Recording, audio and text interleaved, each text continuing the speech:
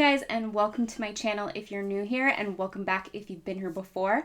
I also want to extend a little bit of welcome to the trolls who come here just to run and tell other people how cringe I am in the videos. I really appreciate that. Anyway, I have decided to forego putting on anything fancy. I was gonna actually get dressed because I thought it might help me mentally feel a bit more put together, but I decided, like, who are we fooling? We're sitting here in quarantine, nobody's wearing a bra, nobody's wearing pants, so let's just continue with the sluggish atmosphere. So before I get into it, I just want to introduce today's topic. I'm going to be talking about what it's like to have lupus / be immunosuppressed and be living through a pandemic, and also what things are like in the UK from my perspective. Please keep in mind that this is just my perspective. Other people may see things a bit differently because everybody's experiencing this a little bit differently and from different angles. I do have an acquaintance here on YouTube by the name of Tia Taylor, and she is living in Italy in the region where the pandemic has been the strongest. I'm gonna link her down below. She has some really interesting insight about what it's like to live in Milan, where everything's been locked down for a lot longer than it's been locked down in the UK. First is the question, what is it like to have lupus and be living during a pandemic? So first of all, I don't know how it is for other people with lupus, so I'm just going to talk from my own perspective. From the information that a lot of us were given, it does not seem like every single lupus patient falls into the category of highly susceptible to the virus. I only fall into that category because I take immunosuppressants. Some people, especially like health nut kind of people, are always like, why would you want to suppress your immune system? But you kind of have to understand lupus and autoimmune diseases in general if you want to understand why so many of us take immunosuppressants. So a lot of people with lupus, they start out on a medication called hydroxychloroquine, which is the medication that has been so talked about in the media, and I might do a video specifically on that. I don't know. It'll just depend on what you guys say when you talk to me on social media. By the way, follow me on social media. I am at Anna Scanlon on Twitter and on Instagram. But when you have an autoimmune disease like lupus, basically your body mistakes healthy tissue for tissue that it should be fighting against or like eating. So when a virus invades your body kicks into overdrive to kill the virus so that you'll return to your normal healthy state. When you have lupus, your body mistakes anything for an invader. For people whose lupus is more advanced, it may think that your kidney is an invader, or your heart, or your brain. And so that's where people end up dying from lupus. So a lot of people with lupus take immunosuppressants to take our immune system down just a notch so it's not going so crazy. And then we can achieve the same level of like immune function that normal people do, Some people with lupus also take other medications such as chemotherapy. There are lots of other drugs that people can take.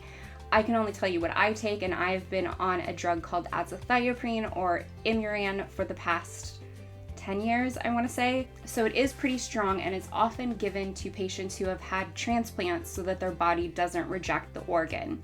But for those people, they're usually on much stronger medication.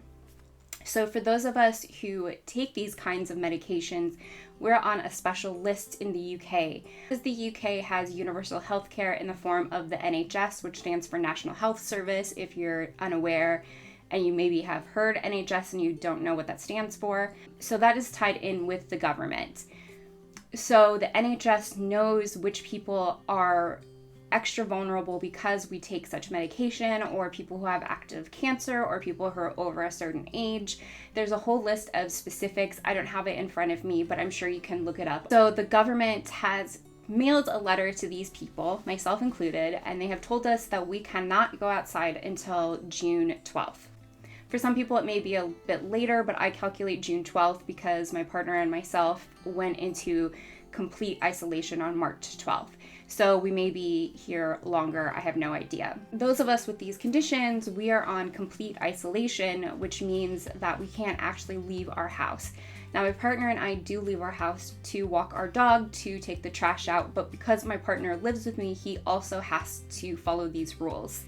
If my partner didn't want to follow these rules, then we would have to either isolate separately, or I'd have to sleep in a separate room from him and keep however many meters apart from us. I think it's maybe 1.5 meters or 2 meters, and we couldn't eat together, and we'd have to wipe off all surfaces and not sleep in the same bed. So we decided that we didn't want to go full out for that, so he would just follow the rules so he could stay in here with me. So that obviously means that we can't go anywhere public to get anything that we might need. So we are on this list, which is controversial because a lot of people feel that not everyone who should be on this list is on it.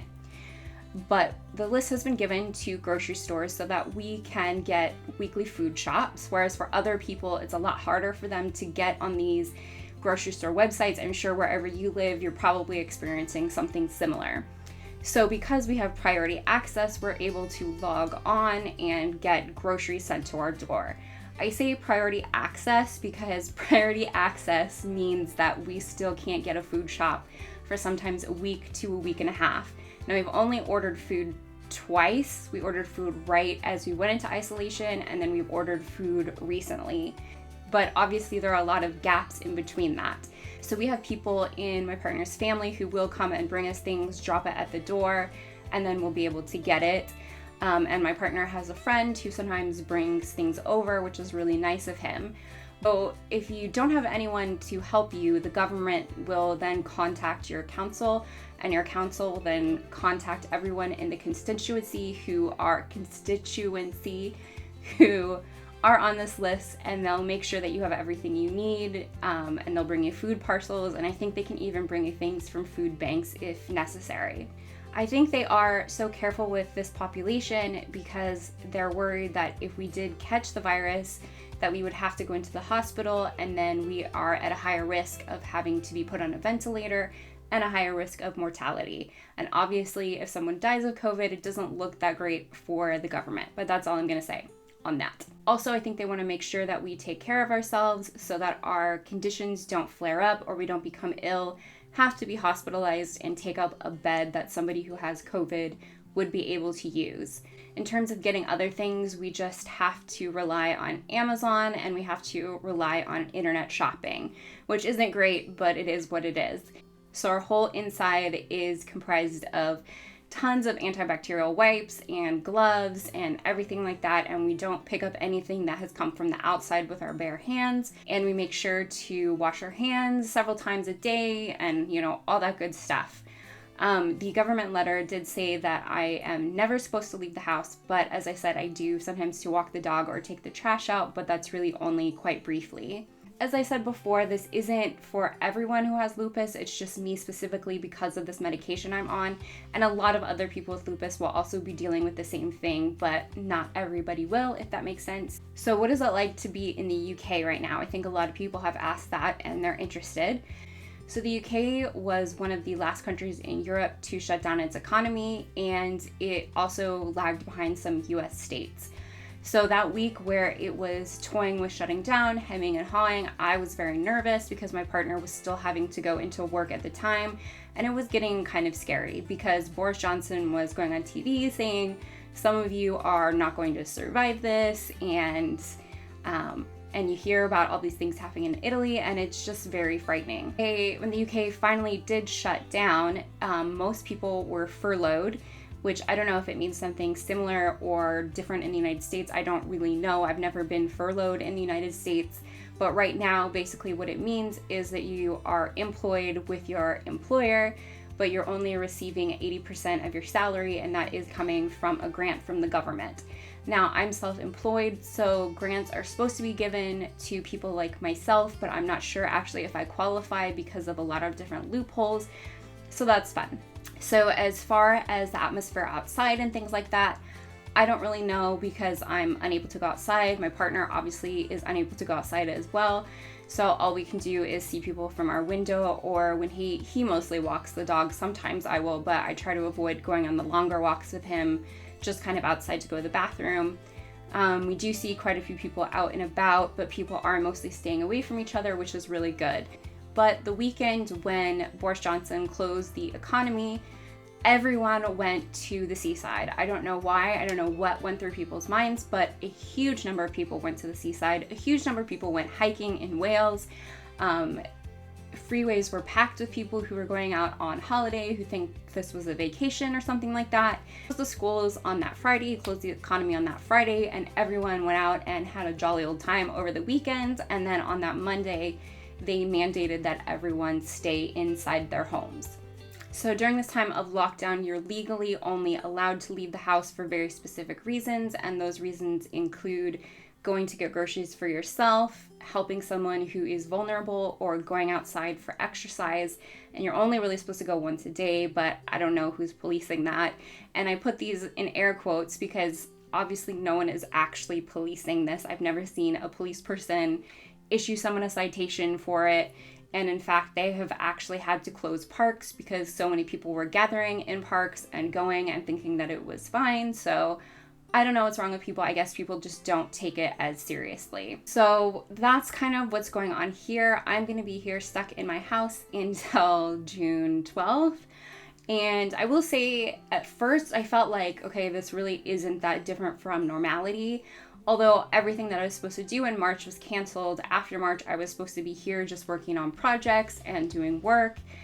And for the first week or so, it was okay because we've had times where my partner is in between jobs or is off work for a long time. So we're used to being around each other 24/7.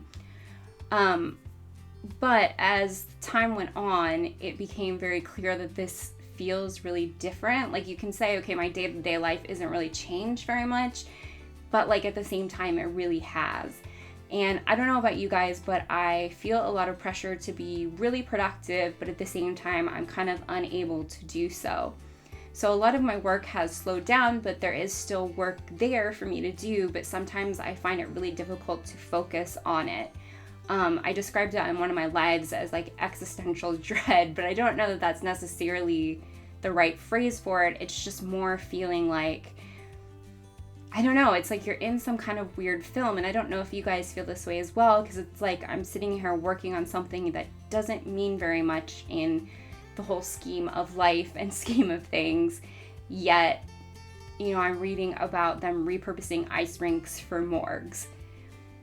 So I'm having a difficult time focusing, is what I'm saying, and I think my partner getting up and going to a regular 9-to-5 job every day really did put us on schedule, even though I'm pretty much have my own schedule and do things however I want to do them. Having someone get up at that time and having to get up with them really does kind of put you in that mood. So I think we struggled with going to bed at a proper time, waking up at a proper time. We still aren't going to bed and waking up at proper times, but it's a bit better than it was. But I think there's the whole feeling of does it really matter if we stay up till 6 in the morning? Does it really matter if we sleep till 4? I don't, because we don't have kids, we just have our dog. So what are we even doing? So I don't know if any of you guys are feeling that way as well, but yeah, I'm finding it really difficult to focus and just feeling very a lot of malaise, I guess. So that sounds so middle class. And it's hard to say this because then we have people in our family who are on the front line, who are working in essential roles or key roles as they call them here. And they're obviously going to work and risking catching the virus every day. And we just have to sit in our house. And here I am complaining because I can't leave my house, but I don't leave my house very often anyway. So it is a whole mind honest. And I'm sure that many of you feel the same way. And I've come to tell myself that I think it's okay to complain and feel weird about it as long as we keep it in perspective that we are kind of privileged to be able to complain and feel weird about it. I hope that you guys enjoyed this video and it gives you some idea of what it's like to be immunosuppressed during a pandemic, which I would never thought I would be making a video or saying those words in my lifetime. So that's very bizarre. Obviously, I'm not as immunosuppressed as a lot of people are. There are a lot of people who are even more vulnerable than I am. So I realize that I am in a lucky position. So I'm sure that their words and what they have to say would be just as interesting or even more interesting than what I have to say, and probably a lot more poignant as well. So because it's proven itself that trolls are still attached to me like the herpes virus, we're going to still have to continue to disable the comments for now. I hope that as time goes on, we'll be able to open up the comments and we'll be able to have discourse between each other. But for right now, we just have these trolls who are going to make comments that I'm not in the mood to read. So let's just keep it on my social media, and you can find me on Twitter at Anna Scanlon and Instagram at Anna Scanlon. So it was really great seeing you, and I'll see you guys in my next one. Bye. Dear Queen of Hearts. I'ma grow you white roses, so you can learn to be kind. Tell King of Hearts to arm all his forces, so you can learn to be kind.